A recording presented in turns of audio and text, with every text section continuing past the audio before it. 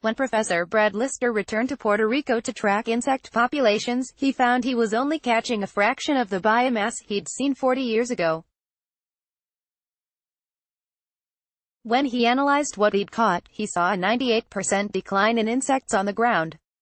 What's causing this huge loss, and what does it mean for the future of our planet?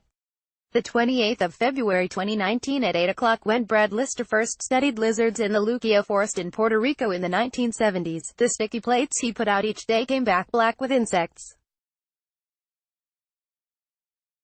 When he returned in the early 2010s, the same traps would catch only one or two struggling bugs.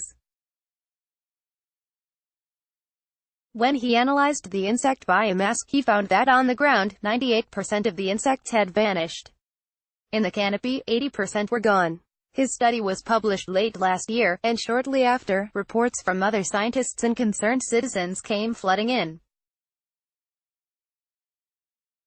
Studies showed the insect population in Germany had been similarly devastated. A pilot, who, decades ago, had to wipe his windscreen clear of bugs after flying in the Arctic Circle, now has a clean screen after every trip. In this episode of the Science Focus podcast, Helen Glennie asked Professor Brad Lister how alarmed we should be about this decline in insect numbers, what a world without insects would look like, what implications this has for the human population, and whether there is anything that we can do ourselves to ensure the insects around us thrive.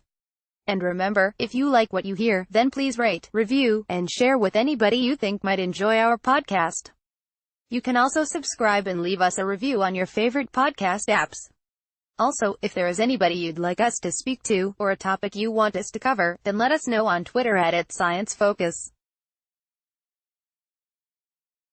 Listen to more episodes of the Science Focus podcast. Follow Science Focus on Twitter, Facebook, Instagram and Flipboard Climate Change Insects.